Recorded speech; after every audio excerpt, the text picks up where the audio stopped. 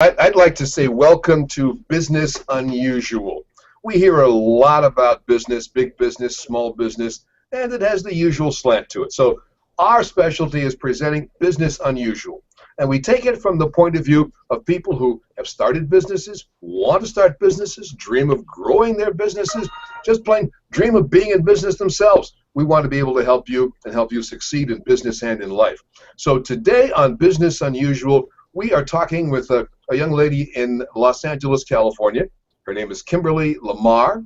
And let me tell you just a bit about Kimberly. A, she's a business owner. B, she began working on a television program some years ago called Making It. And in the process of doing that, interviewed hundreds of business owners with a great variety of businesses, all the way from one person working on a dining room table to a woman who owns a winery, to a woman who has a multi-billion dollar business. And she gathered a lot of knowledge along the way, talking to those very smart and very effective people. And then she took that knowledge to start her very own business. That's quite a step, isn't it? And you think about it for a moment, she needed someone to add to that, and she decided to go into partnership with her very own mother in a video production business based in San Diego and in Los Angeles. So that's what we'll be talking about today. Kimberly, it's a delight to see you. Good to see you too, Nelson. So in talking with a host of business owners, what are some of the things that you talk to them about, and what kinds of knowledge did you gain in those conversations? I did interview over 100 people, entrepreneurs, and it was very exciting because everyone had different stories, but yet some of the very similar lessons that I learned from them. I almost felt like I went to business school by working on the TV show Making It, because I learned so much about business. Definitely when opening a new storefront, location was very important. For many people, they talked about having your own finance. Some people thought it was good to have 6 months savings in advance before you're starting your own business. Other people talked about financing using other people's money, which meant getting loans. Oftentimes people mentioned having a great staff, really having a group of core people that were very knowledgeable in the industry that they were in as their partners or as their staff working for them. And lastly, I think that probably most important was having a business plan. The idea of starting a business is a notion, but having an actual roadmap to follow through is very important. Those are wonderful tips. That's quite a body of knowledge. If you had to choose one of those notions, or there may be something else altogether that came to you in an inspirational dream one night, or you got up in the morning when doing your exercises and you said, it's time for me, that being Kimberly Lamar, to start a business. When did that moment come to you? I think it's having a passion for what it is that you do. They say if you go to work and it's something that you love, it doesn't feel like work at all. So just having that burning desire to do what it is that you want to do is the inspiration for myself and for other people to get up and start their own business. So you decided to start a television production business, a video production business, and how long ago was that? That was in 2005, I believe. Wow. Surprised me. I'd forgotten how long ago it was. So, yes, in starting that business, you made a strategic decision or practical decision to work closely with your mom. Now, that's a whole chemistry. We talk about business partners of various types. One person has this skill set, the other has another skill set. One person has money, the other person has knowledge. All of those things that become the combination of starting a business. So there you were, starting a business with the person you've known longest of anybody in your life, being your mom. What was the process in sort of coming to an understanding with your very own mother about starting a business together? Well, when I was working for Making It, she simultaneously was going to school to get media experience and get a degree or get background information on working in production. So she became the techie, and so my skill is the people person relationship building skill and producing. Her skill is the technology and editing and working on the back end on the technical side of our productions. So it's a partnership in a sense that we both have our own paths that we travel, but yet we come together to produce the final project. Now, because a mom is always a mom, and in fact, you are a mom now, so a mom is always a mom, and it must take a little chemical reaction for the mother to think in terms of their child, you, daughter, being in business together. What were some of her thoughts at the time? I think that she appreciated my assistance because I have different strengths than she does, and I work well with clients. I'm also work well with sales and marketing as for the company, so that works hand in hand with what she does. Okay. So it was an opportunity for her to expand even more by becoming a partnership. What was the thing, the strategy, the action step that secured your very first client in that partnership? Actually, it was probably, well, we've done several weddings, but it wasn't ones that I actually procured. So I worked alongside with her with my mom doing the weddings, and several event coverage type of projects we also did. I was able to secure a big client, which was Natel Industries, and they were looking for a corporate video. And with my experience making it, I felt like I had the expertise to provide a video that they were looking for. And so that was one of our larger clients that we were able to land when we first started out. Very good. Now, when you say start out, there's always the stuff, where do you locate the business? What's the name of the business? There's always startup money, whether it's $10 or $10,000 or whatever the case may be. So you decided to call your business what? Initially, it was Horse Country Productions when she was working by herself, and I was just assisting her. When we became a partnership, we changed it to Media Max Enterprise. And we were trying to think of something that was savvy in terms of a great sound, but also let people know exactly what we're doing. Horse Country Productions was a little bit elusive to our clients, and so we thought Media Max would help our current customers and potential clients understand what we were doing. And so our tagline is maximize your media presence with Media Max. So we felt that would help.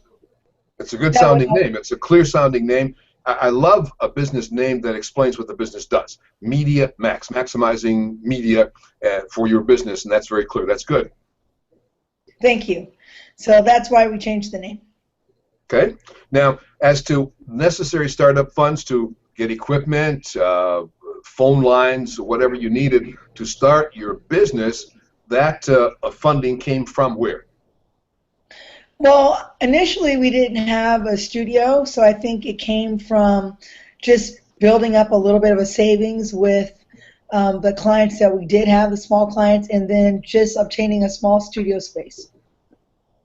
And since that time, there's been, in the technological world, like this Google Hangout that we're having right now to talk about it, so much has moved online, communications has moved online, and in the world of producing video, I would imagine that being able to see video and the fact that your mom is located in San Diego, California, and you live in Los Angeles, California, new technology has probably helped you a great deal, right down to whatever type of cameras you use for your business, whatever the edit facilities might be used for your business. Talk about that a bit.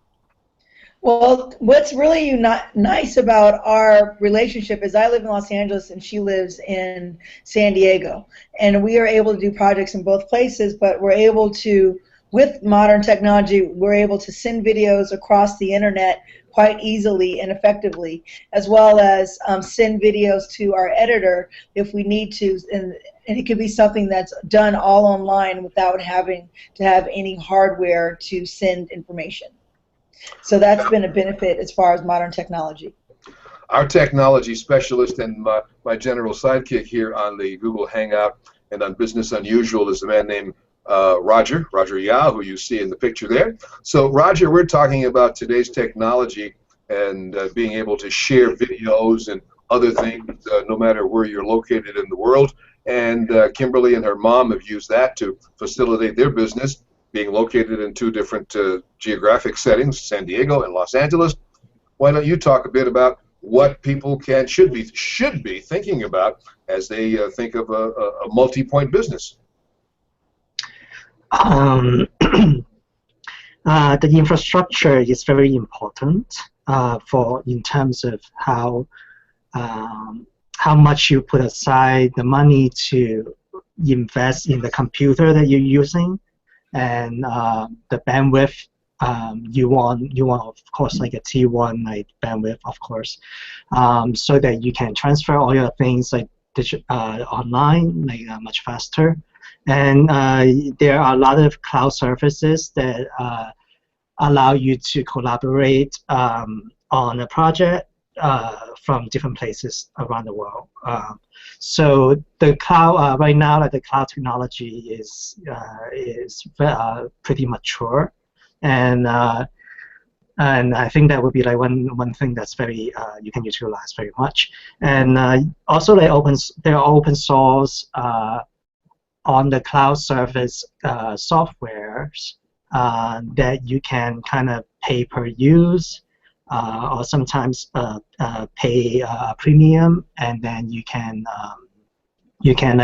utilize those service, and everybody would be sharing like all the procedures and like all the information, all the updates, all the backups, everything is there. So a couple of things you've just said, Roger. Let's touch on them for a moment. Okay. You mentioned, now for most people, if they're starting their business at home or even in a small office outside of the home, they would probably be using a cable service. You know, the cable services, I won't mention any of the names, but they all offer fairly high-speed internet access. And if you're moving around video and large files, what should be the minimum, do you think, for that? That should be 15 megabits, 35 megabits per second. What do you think is the best place to go? You definitely want to get the highest MIPS available. They cost about like $50 for DSL, and then you like services like Uverse, and also you could get it through like cable company like Roadrunners and stuff. Yes. And Comcast, but they are for the cable companies, they share. Whenever there's like a high traffic time, you're sharing all the bandwidth. So that if you are working on a project together, you will get interrupted all the time. Now with DSL, like high speed fiber optic networks, you have dedicated line, and it works much better in terms of the transfer speed being stable most of the time, and that even at high traffic hours, you won't get interrupted so much. Okay. So what would you like to know about Kimberly Lamar's video production business? Because you've been listening carefully to our conversation so far, and I saw that your body language says, I want to know more about this business. So what is it that you would like to know, Roger? Well, as a budding entrepreneur, as Nelson was joking at me, I want to know like where the funding is. Like I have a very minimal financial background. So I spend some money on domain names, registration, some computer softwares, and mostly like investment in computers and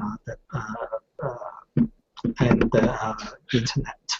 So I don't have money to like rent a studio, to buy the production equipment as you Kimberly might.